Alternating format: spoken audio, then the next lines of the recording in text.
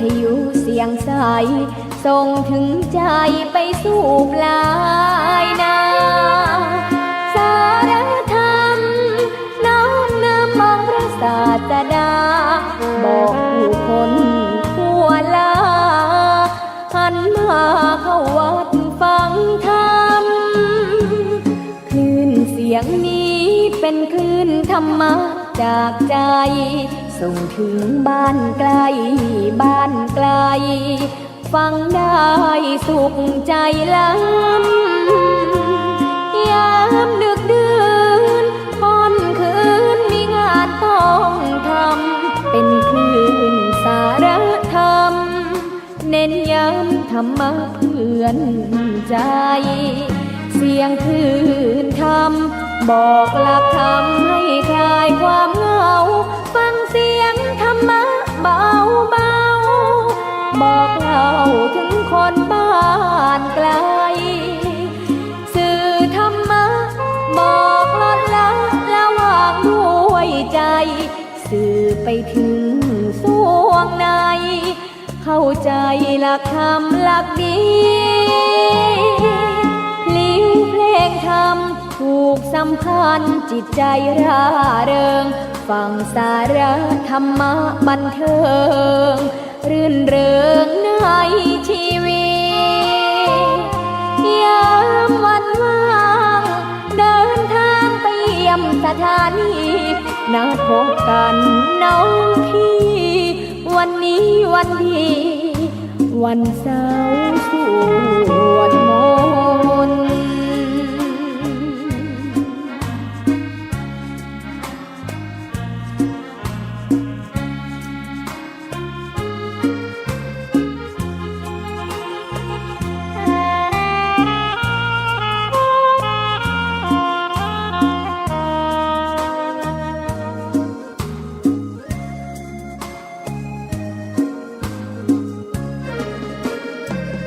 เสียงคลื่นธรรมบอกหลักธรรมให้คลายความเหงาฟังเสียงธรรมะเบาเบาบอกเล่าถึงคนบ้านไกลสื่อธรรมะบอกลดละละวางด้วยใจสื่อไปถึงสวงในเข้าใจหลักธรรมหลักดีเพลงธรรมผูกสัมพันธ์จิตใจร่าเริงฟังสาระธรรมะบันเทิงรื่นเริงในชีวิตยามวันว่างเดินทางไปเยี่ยมสถานีนัดพบกันน้องพี่วันนี้วันดีวันเสาร์สวดมนต์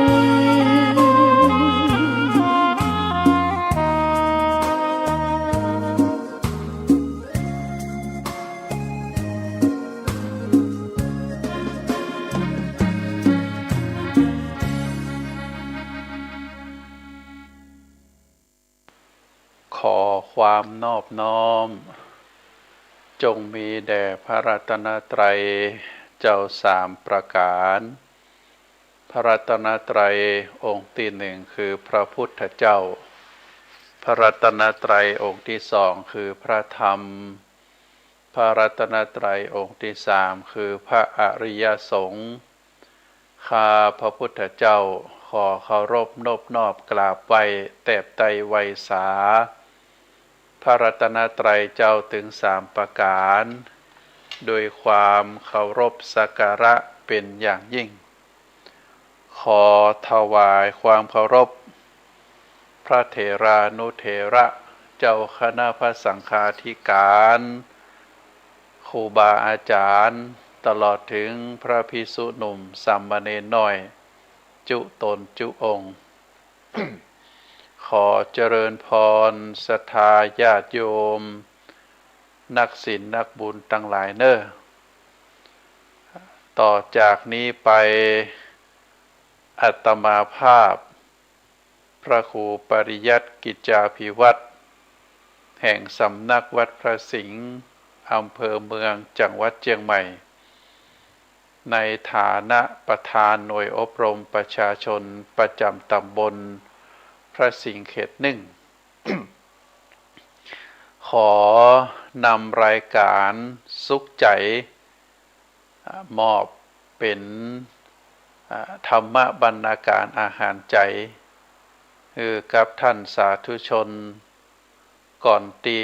จะรับจะนอนในคืนนี้ก่อนอื่นนั้นก็ต้องขออนุโมทนากุศลเจตนาของคลื่นสถานีวิทยุคลื่น FM 104.5 เมกะเฮิรตซ์เป็นคลื่นเพื่อการศึกษาพระพุทธศาสนาและวัฒนธรรมจังหวัดเชียงใหม่ถ่ายทอดจากวัดฝายหินตำบลสุเทพอำเภอเมืองจังหวัดเชียงใหม่โดยการนำของผู้อำนวยการท่านพระครูสมุวิสุวัตร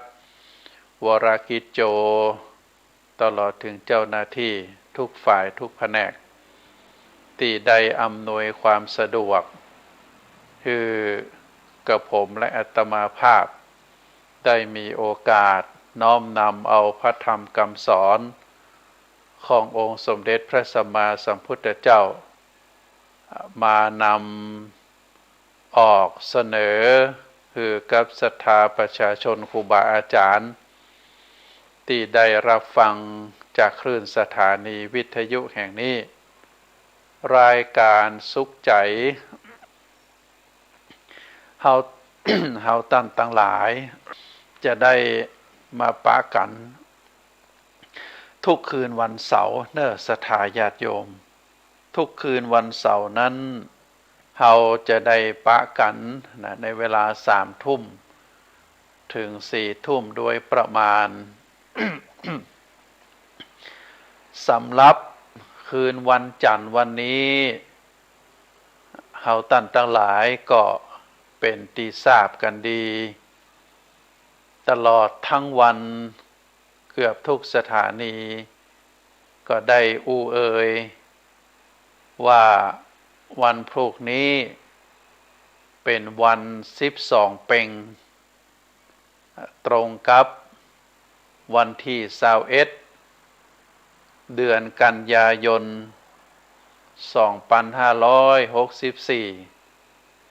คืนนี้เป็นคืนที่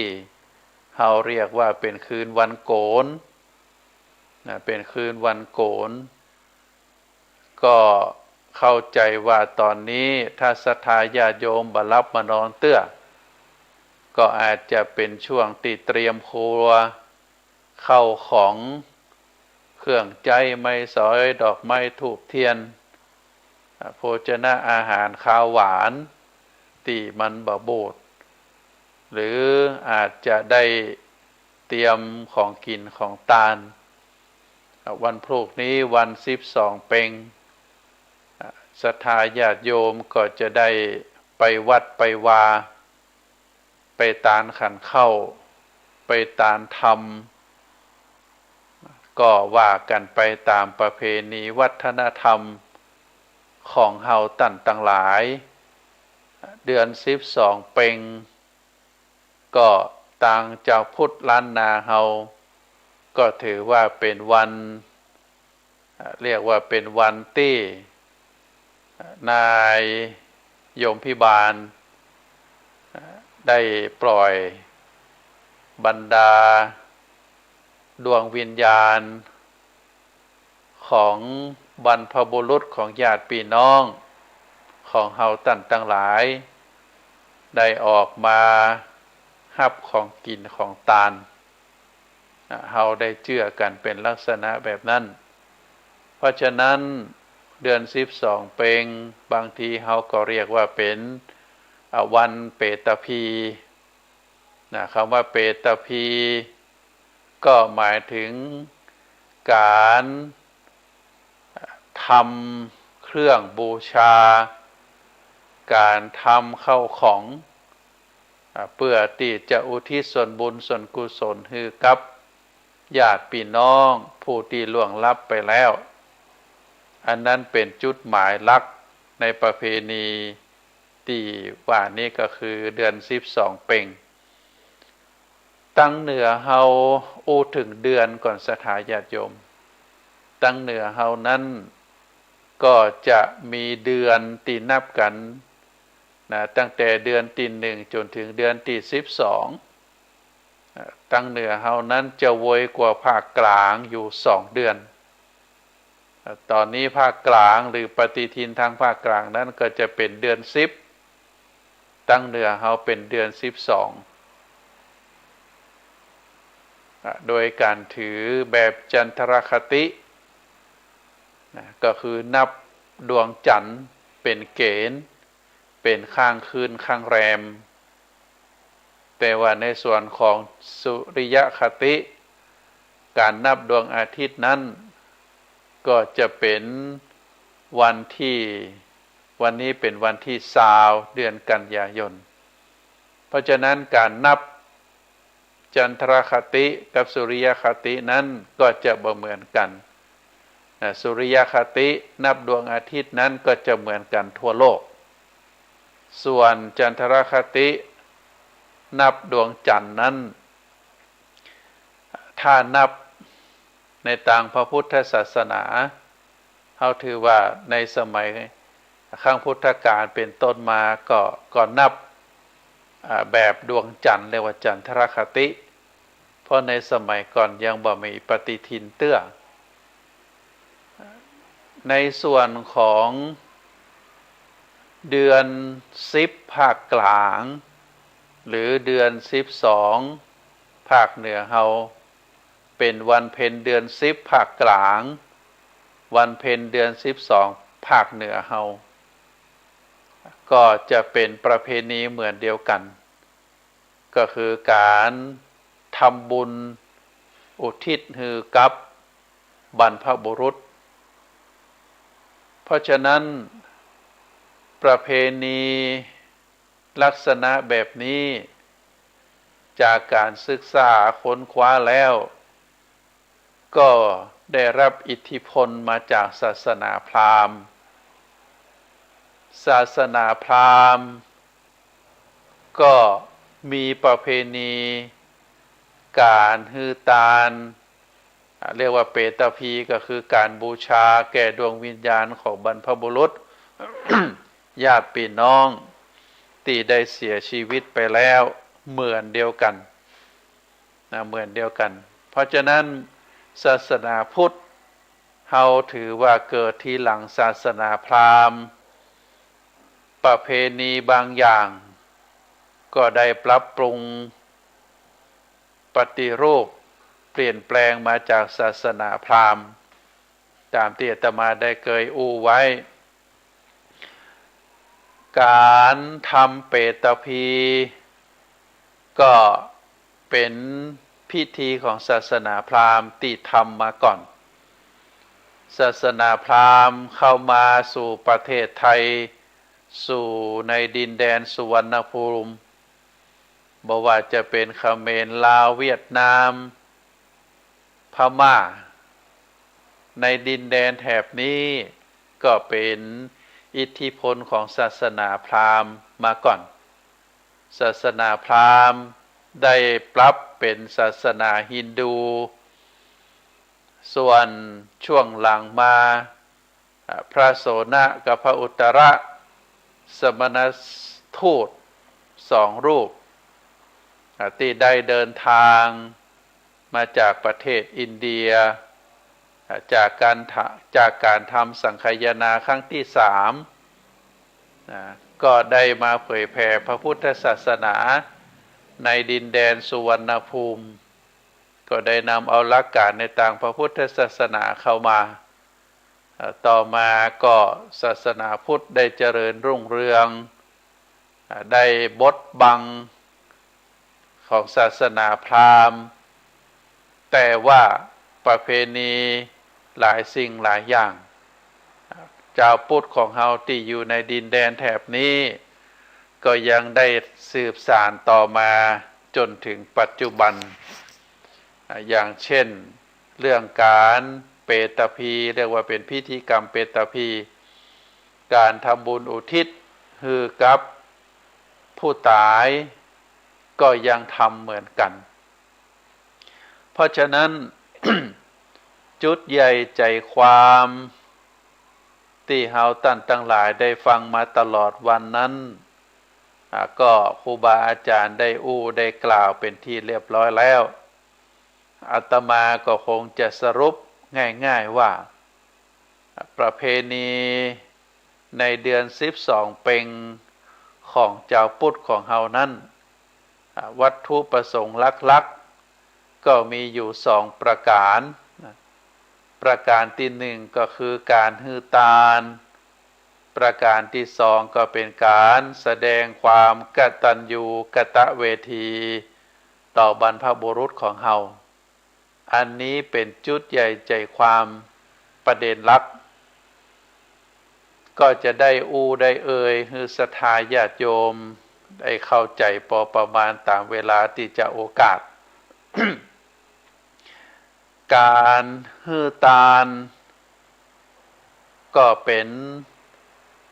หลักการทำบุญเขาเรียกว่าบุญกิริยาวัตถุอันที่1ในทางพระพุทธศาสนาศาสนาพุทธได้สอนให้เจ้าพุทธเฮาการทำคุณงามความดีด้วยย่อเขาเรียกว่าบุญกิริยาวัตถุมีอยู่3ประการการฮือตาลการรักษาศีลการดูแลจิตใจให้สะอาดผ่องใส3ประการนี้ถือว่าเป็นบุญกิริยาวัตถุลักษณ์เป็นหลักการในทางพระพุทธศาสนาของเฮาเพราะฉะนั้นการที่ศรัทธาญาติโยมได้เตรียมเข้าของที่จะไปตานขันเข้าจะไปตานการทำในวันพรุ่งนี้เฮาก็ถือว่าเป็นการอันที่หนึ่งเป็นการบำเพ็ญทานตามที่ว่าศรัทธาญาติโยมทั้งหลายจุดประสงค์ในการฮือตาลในทางพระพุทธศาสนาเรียกว่ากำจัดความตนีทีเหนียวกำจัดความหันแก่ตัวได้แบ่งปันสิ่งของทั้งหลายคือกับคนทั้งหลายเฮาก็ได้สบายใจเพราะว่าได้กำจัดความตนีทีเหนียวอันนั้นเป็นประการที่1จากการฮือตาลประการที่2การที่เฮาได้เอาสิ่งของต่างหลายไปถวายทานก็ถือว่าเป็นการบำรุงพระพุทธศาสนาในศรัทธาญาติโยมเงินทุกบาททุกสตางค์ปัจจัยเข้าของที่เฮาได้ไปทานนั้นก็ปัจจัยส่วนรวมวัดก็จะได้เก็บรวบรวมเพื่อที่จะได้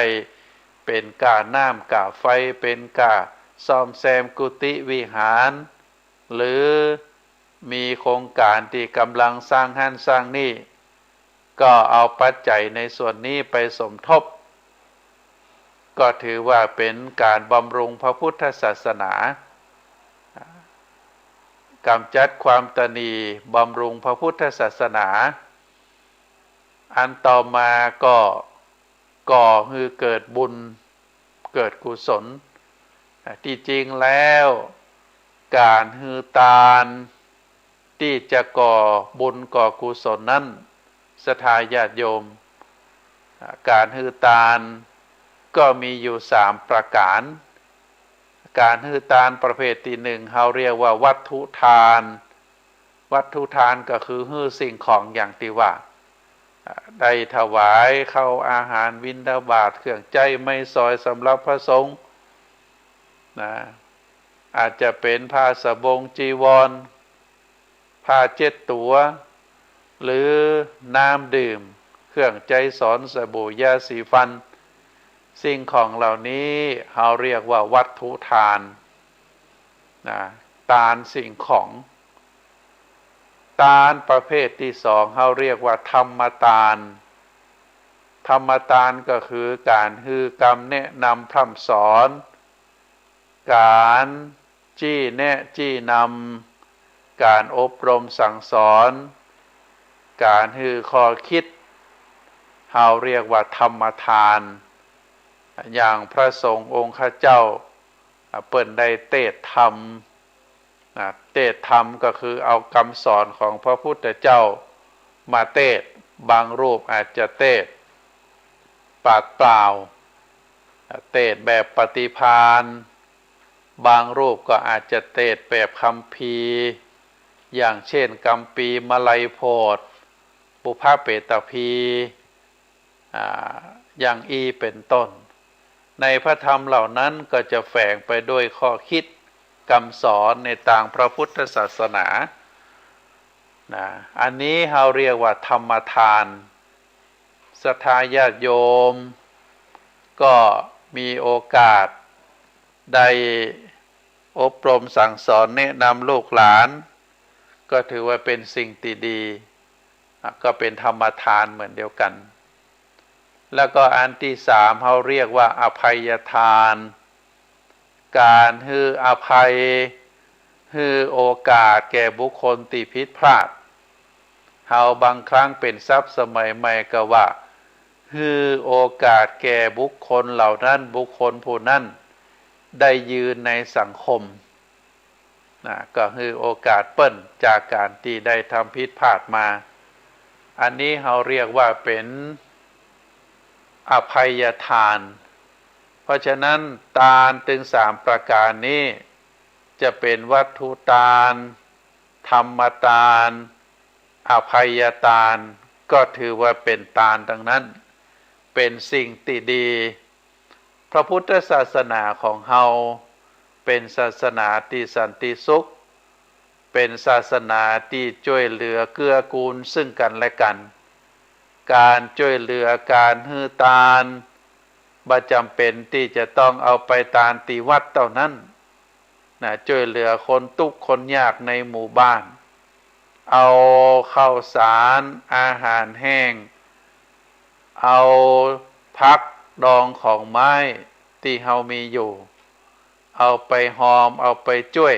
งานนั้นงานนี้ก็ถือว่าเป็นวัตถุทานต่างนั้นเฮาก็ถือว่าได้บำเพ็ญทานเพราะฉะนั้นอันที่หนึ่งนี้ที่เฮาทำในวันเดือน12เปงในวันพวกนี้ก็ถือว่าเป็นการฮือทานอันที่สองเป็นการแสดงความกตัญญูกตเวทิตาธรรมต่อบรรพบุรุษของเฮาซึ่งเฮาท่านทั้งหลายก็ทราบเป็นการดีว่าเฮาท่านทั้งหลายทุกผู้ทุกคนนั้นก็มีพ่อมีแม่มีพ่อมีแม่โดยกันทุกคนก็เมื่อพ่อแม่เปิ้นยังมีชีวิตอยู่เฮาก็ได้ดูแลได้อุปถากอุปถัมภ์ได้ฮือการกำจูช่วยเหลือซึ่งหันหลายผู้หลายคนได้ประพฤติปฏิบัติก็น่าอนุโมทนาท่านใดที่พ่อแม่เปิ้นอายุยืนยาวได้อยู่ฮือลูกฮือหลานได้ปฏิบัติปัดปูก็ถือว่าเป็นบุญยิ่งเนอะศรัทธาญาติโยมอาจจะไปเข้าใจว่าเป็นความทุกข์ยากลำบากจะไปคิดจะนั่นหลายผู้หลายคนอยากจะประพฤติปฏิบัติดูแลพ่อดูแลแม่แต่บุคคลเหล่านั้นบ่มีโอกาสเพราะว่าพ่อแม่เปิ้นตายไปอย่าก่อนมาถึงพ่อแม่ของเฮาที่ท่านยังมีชีวิตอยู่ได้มีโอกาสดูแลก็ถือว่าเป็นบุญเป็นกุศลเป็นคุณงามความดีรีบทำเนอะศรัทธาญาติโยมไผที่มีพ่อแม่ยังมีชีวิตอยู่ ท่านจะแข็งแรงท่านจะป่วยจะได้ก็แล้วแต่ท่านเป็นพ่อเป็นแม่เป็นผู้ฮือกำเนิดฮือชีวิตฮือตัวตนเฮามาได้มีโอกาสตอบแทนเปิ้น ถ้าเราได้ประพฤติปฏิบัติเต็มที่แล้วเราจะมีความสุขใจนะศรัทธาญาติโยมเพราะฉะนั้นไผ่ที่พ่อแม่ยังมีชีวิตอยู่จะไปลืมจะไปล่าท่านมีโอกาสนะได้ตอบแทนเปิ้นรีบทำเนอะรีบทำเพราะนั้นถือว่าเป็นสิ่งที่ดีการได้อุปถากอุปถัมภ์บำรุงพ่อแม่ยังมีชีวิตอยู่ถือว่าเป็นบุญมหาศาลเมื่อท่านได้เสียชีวิตไปในหลายๆข้อหลักธรรมในทางพระพุทธศาสนาเขาเรียกว่าคีหิปฏิบัติได้เลี้ยงดูตอบแทนเปิ้นได้ดำรงวงศ์สกุลได้รักษาทรัพย์สมบัติของเปิ้นมรดกเปิ้นที่เปิ้นให้หามาตลอดชีวิตนะเฮาก็ได้ประพฤติปฏิบัติรักษาไว้ตามฮีตามห้อยของพ่อแม่บ่ได้ล้างผลาญบ่ได้สร้างความลำบากให้เปิ้นแล้วก็เมื่อเปิ้นได้เสียชีวิตไปก็ทำบุญอุทิศให้เปิ้นอันนี้เป็นประเด็นที่ว่าเดือน12เป็งบุพเพตพีก็คือการทำบุญอุทิศให้กับบรรพบุรุษบรรพชนเพราะฉะนั้นการที่มีประเพณีอันนี้เกิดขึ้นก็แสดงฮือฮู้ได้หันว่าเป็นประเพณีที่คนมีความกตัญญูน้อมรำลึกถึงพระคุณของปิตามารดาปู่ย่าตายายญาติพี่น้องอาจจะเป็นพี่เป็นน้องหรือเป็นญาติสนิทฝ่ายพ่อฝ่ายแม่ก็แล้วแต่ก็ได้ทำบุญอุทิศให้เปิ้นในวันสำคัญเดือน12เป็งลักษณะแบบนี้ก็ถือว่าเป็นประเพณีที่งดงามความเป็นมาของเดือน12เป็งศรัทธาญาติโยมอาจจะฟังจากครูบาอาจารย์แล้วอาตมาขอสรุปน้อยหนึ่งว่าบุพเพตพีหรือทำบุญอุทิศให้กับญาติพี่น้องคนตายนั้นผู้ที่ได้กระทำในสมัยครั้งพุทธกาลก็คือพระเจ้าพิมพิสารพระเจ้าพิมพิสารเป็นพระราชาอยู่ในกรุงราชคฤห์พระพุทธเจ้าได้ประดิษฐานในประดิษฐานพระพุทธศาสนาก็คือตั้งพระพุทธศาสนาเผยแผ่พระพุทธศาสนาแห่งแรกก็คือกรุงราชคฤห์วัดแห่งแรกวัดเวฬุวันก็เกิดขึ้นในเมืองราชคฤห์พระเจ้าพิมพิสารนั้นเป็นพระราชาที่มีความเลื่อมใสศรัทธาในพระพุทธเจ้ามักจะนิมนต์พระสงฆ์อันมีพระพุทธเจ้าเป็นประธานเป็นหัวหน้าไปฉันนะไปรับมหาทานในราชนิเวศของพระองค์เป็นประจำก็มีอยู่ครั้งหนึ่ง พระพุทธเจ้าได้ไปรับมหาทานคือทานอันยิ่งใหญ่ในพระราชนิเวศของพระเจ้าพิมพิสารคณะที่พระเจ้าพิมพิสารได้ตั้งใจที่จะถวายทานก็เป็นธรรมดามีความเคารพสักการะเลื่อมใสในพระพุทธเจ้าคณะที่ฮือทานนั้นพร้อมกับภิกษุทั้งหลายที่มีนิมนต์มากับพระพุทธเจ้านั้นมีเป็นจำนวนนักก็คิดกังวลอยู่แต่เรื่องที่ประทับของพระพุทธเจ้าเป็นที่นั่งอาสนะของพระสงฆ์ก็บ่ได้คณะที่ฮือทานอยู่นั้นก็บ่ได้นึกถึงบรรพบุรุษบรรพชนแต่นึกถึงว่าขอถวายทานแล้วก็ฮือพระพุทธเจ้าพระสงฆ์ได้ฉันฮือเป็นที่เรียบร้อยก็บ่ได้ตรวจน้ำบ่ได้คิดอุทิศให้ไผก็คือคิดว่าได้ทำทนุบำรุงพระพุทธศาสนาต่อองค์สมเด็จพระสัมมาสัมพุทธเจ้าแล้วก็มีความสุขใจคิดได้เต่าอันคณะที่พระพุทธเจ้าอนุโมทนาพร้อมโดยพระภิกษุสงฆ์ในการถวายทานในครั้งนั้น ปรากฏว่าในตอนกลางคืนในตอนกลางคืนขณะที่พระเจ้าพิมพิสารในตอนกลางวันนั้นขณะที่พระเจ้าพิมพิสารนั้นได้ถวายมหาทานอยู่นั่นปรากฏว่าบรรดาดวงวิญญาณที่เสวยทุกขเวทนาเป็นเปรตของซึ่งเป็นพระญาติของพระพุทธเจ้าพิมพิสารนั้นได้มารอรับส่วนบุญหวังว่าพระเจ้าพิมพิสารจะอุทิศส่วนบุญส่วนกุศลนั้นให้แต่พระเจ้าพิมพิสารนั้น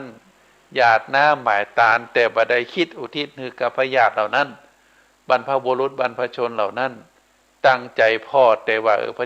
พระพุทธเจ้าฉันอิ่มพระสงฆ์ฉันอิ่มแล้วก็มีความสุขใจปรากฏว่าในตอนกลางคืน บรรดาเปรตทั้งหลายรอหวังจะได้รับส่วนบุญส่วนกุศลจากพระเจ้าพิมพิสารก็ปรากฏว่า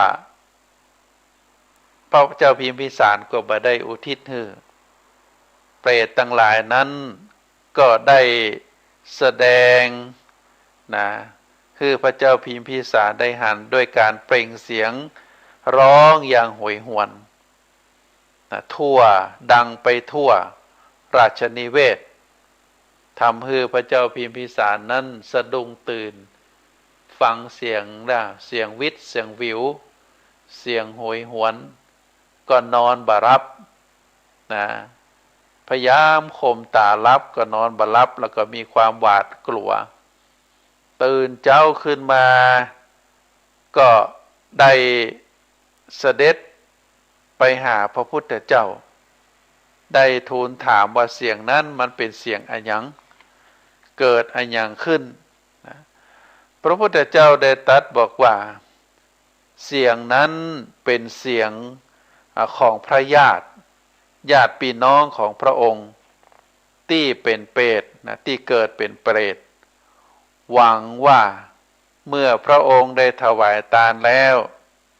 จะอุทิศส่วนบุญส่วนกุศลเหล่านั้นให้แก่บรรดาเปรตทั้งหลายพระญาติทั้งหลายแต่พระองค์ก็บ่ได้อุทิศส่วนกุศลให้กับเปรตทั้งหลายเหล่านั้นเปรตทั้งหลายก็ปากันสิ้นหวังก็จึงได้ส่งเสียงให้พระองค์ได้ยินเหมือนกับที่ได้ยินนั่นพระเจ้าพิมพิสารเมื่อได้ฟังฉะนั้นแล้วก็ได้กราบทูลขอพระพุทธเจ้าทรงรับนิมนต์เสวยภัตตาหารที่ราชนิเวศในวันรุ่งขึ้นพระพุทธเจ้าพร้อมกับพระสงฆ์ก็รับอาราธนานิมนต์เมื่อได้ถวายทานเสร็จเรียบร้อยแล้วกำลังที่จะอุทิศส่วนบุญส่วนกุศลให้กับญาติทั้งหลายที่เป็นเปรตก็พระพุทธเจ้าได้ทำให้อาการของเปรตทั้งหลายเหล่านั้นปรากฏเฉพาะหน้าพระเจ้าพิมพิสารขณะที่พระเจ้าพิมพิสารกำลังจะเรียกว่าทักษิโนทกก็คือหยาดน้ำแล้วก็พระพุทธเจ้าโดยพุทธอิทธิฤทธิ์ได้แสดงภาพของเปรตทั้งหลายเหล่านั้นปรากฏเฉพาะพระพักตร์ของพระเจ้าพิมพิสารพระเจ้าพิมพิสารก็ได้หยาดน้ำลงไปปรากฏว่าได้เกิดได้บังเกิดสะโบคลณีเกิดขึ้นบรรดาพวกเปรตทั้งหลายเหล่านั้นก็ได้ลงไปในสะโบคลณีชำระตนดื่มน้ำระงับความลำบากหิวโหยก็ปรากฏว่าเมื่อได้ลงในสะโบคลณีได้ชำระร่างกายได้กินน้ำเรียบร้อยแล้วก็ปรากฏว่าผิวพรรณงดงามลำดับนั้นพระเจ้าพิมพิสารก็ได้ถวายยาคูแก่ พระสงฆ์อันมีพระพุทธเจ้าเป็นประธานก็ได้อุทิศส่วนกุศลเหล่านั้นโภชนะอาหารทั้งหลายเพื่อแก่บรรดาเปรตทั้งหลายก็ปรากฏว่าได้บังเกิดเป็นอาหารทิพย์นะเกิดแก่เปรตทั้งหลายเหล่านั้นก็ปากันบริโภคอาหารทิพย์เหล่านั้นก็มีอินทรีย์อันสมบูรณ์นะก็คือร่างกายสมบูรณ์อันดับแรกนั้นได้ดื่มน้ำก่อนได้ชำระร่างกายก็ปรากฏว่าวันณะของความเป็นเปรตที่ครุเนื้อหนังครุคระก็ได้หายไปมีผิวพรรณผ่องใสแต่ว่าความผอมความหิวโหยในร่างกายหันกระดูกต่างๆก็ยังปรากฏอยู่เมื่อได้อุทิศส่วนบุญส่วนกุศลในส่วนที่ถวายข้าวยาคูแก่พระพุทธเจ้าแล้วอุทิศอาหารเหล่านั้นที่เป็นทิพยสมบัติให้กับเปรตเปรตทั้งหลายก็ได้กินอาหารที่บังเกิดแก่เปรตทั้งหลายเหล่านั้นก็ทำให้ร่างกายสมบูรณ์มีอินทรีย์ผ่องใสแต่ว่ายังบ่ได้นุ่งเสื้อผ้าเตื้อต่อจากนั้นพระเจ้าพิมพิสารก็ได้ถวายผ้าเสนาสนะเครื่องใช้ต่างๆได้ถวายแด่พระพุทธเจ้ากับพระสงฆ์พระพุทธเจ้าและพระสงฆ์ก็ได้อนุโมทนาก็ได้บังเกิดเป็นทิพย์ผ้าอาภรณ์นะอาภรณ์อันเป็นทิพย์เกิดแก่เปรตทั้งหลายเหล่านั้นก็ได้นุ่งได้ห่มเป็นที่เรียบร้อยพร้อมกับนั่งประนมมือขออนุโมทนาในส่วนบุญส่วนกุศลที่พระเจ้าพิมพิสารได้ถวายทานอุทิศให้กับบรรดาเปรตทั้งหลายเหล่านั้น เมื่อพระพุทธเจ้าได้ฉันภัตตาหารเสร็จแล้วก็ได้อนุโมทนาสรรเสริญถึงคุณของพระเจ้าพิมพิสารที่ได้กระทำทักษิโนทกก็คือการอุทิศส่วนกุศลให้กับบรรดาเปรตทั้งหลายที่เป็นญาติของพระองค์พระพุทธองค์ได้อนุโมทนาแล้วก็ได้เสด็จกลับไปยังที่ประทับก็คือวัดเวลุวันอันนี้เป็นเรื่องที่กล่าวขานกันมานะเพราะฉะนั้นเหตุที่ไปที่มาของ ประเพณี12เพ็งของเฮาก็คือเป็นความกตัญญูถึงแม้ว่าศรัทธาญาติโยมทั้งหลายถึงแม้ว่าญาติทั้งหลายปิตามารดาของเฮาทั้งหลายท่านได้เสียชีวิตไปแล้วได้ล้มหายตายจากไปแล้วตลอดถึงครูบาอาจารย์ที่เป็นพระสงฆ์องค์ข้าเจ้าก็ดีพระอุปชาอาจารย์ของเฮาก็ดีหรือที่เป็นญาติพี่น้องก็ดีถึงแม้ว่าท่านทั้งหลายเหล่านั้นบ่ได้ไปเกิดเป็นเปรตนะได้ไปเกิดเป็นคนได้ไปเกิดเป็นเทวดาก็ดีการทำบุญฮือทานที่เฮากระทำในวันพรุ่งนี้นั้นเฮาถือว่าไปเสริมไปเติมไปแต่งไปสนับสนุนฮือบุญทั้งหลาย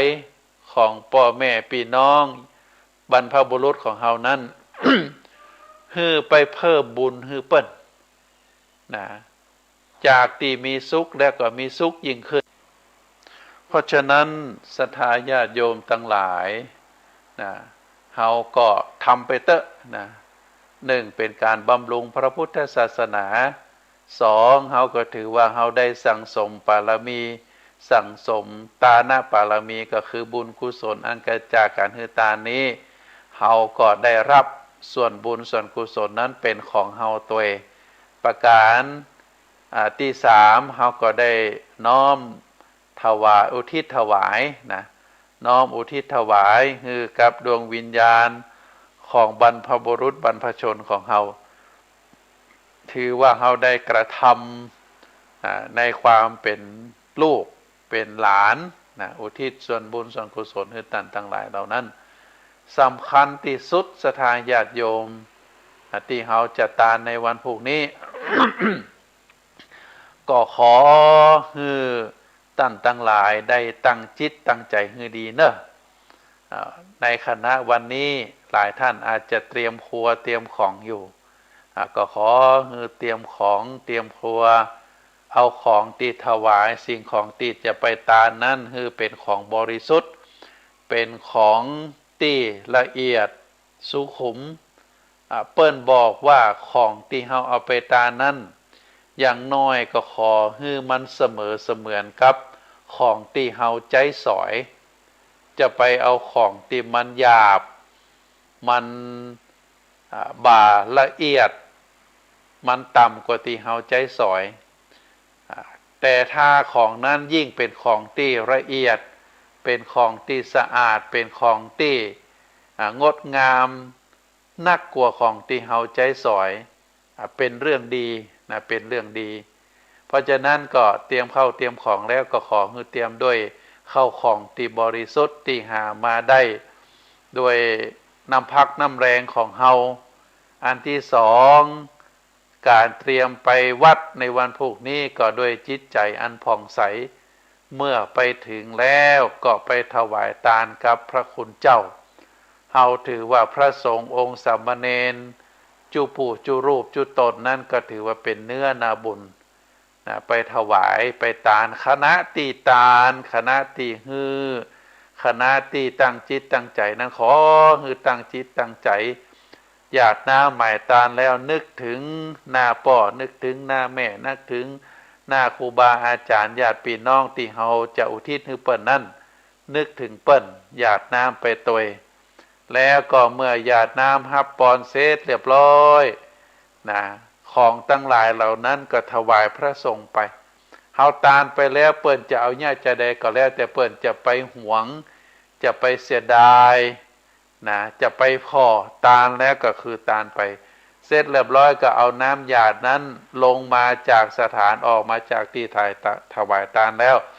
ก็ไปตรวจใต้ต้นไม้เนี่ยรดน้ำต้นไม้เอาน้ำหยาดหมายตานนั้นไปหดน้ำต้นไม้แล้วก็ตั้งจิตตั้งใจอธิษฐานนึกถึงหน้าพ่อหน้าแม่ญาติพี่น้องตลอดถึงเทพาอารักษ์เจ้ากรรมนายเวรเจ้ากรรมนายเวรบอกฮู้ไผละแต่เฮาก็ขอฮือบุญกุศลเหล่านี้อุทิศฮือเจ้ากรรมนายเวรอันนี้ก็เป็นการอุทิศให้กับคนตายส่วนคนที่ยังเป็นอยู่คนยังมีชีวิตอยู่เฮาเรียกว่าแผ่ในศรัทธาญาติโยมแผ่บุญแผ่กุศลแผ่เมตตาแผ่คุณงามความดีไปถึงเปิ้นนับเวลาเฮาแผ่เฮาก็นึกถึงหน้าตาของเปิ้นนั่นแหละนะมีสองอย่างนะศรัทธาญาติโยมเข้าใจอย่างที่หนึ่งอุทิศนะอุทิศนี่คือเปิ้นตายไปแล้วนะนึกถึงอุทิศคือเปิ้นอันที่สองแผ่เมตตาแผ่บุญแผ่กุศลที่เฮาทำที่เฮาตานขันเข้าเนี่ยเป็นบุญดังนั้นก็แผ่คือเปิ้นนะก็ขอให้พ่อแม่เฮาเปิ้นยังมีชีวิตอยู่ก็ขอให้มีสุขภาพแข็งแรงพี่น้องร่วมต้องเดียวกันเป็นพี่เป็นน้องก็ให้มีสุขภาพแข็งแรงก็แผ่คือเปิ้นนะอันนี้เป็นแนวทางปฏิบัตินะแนวทางปฏิบัติสำหรับที่จะประพฤติปฏิบัติในวันพรุ่งนี้การไปตานขันเข้าที่วัดวันเดือน12เพ็งในวันพรุ่งนี้ก็คือระมัดระวังเรื่อง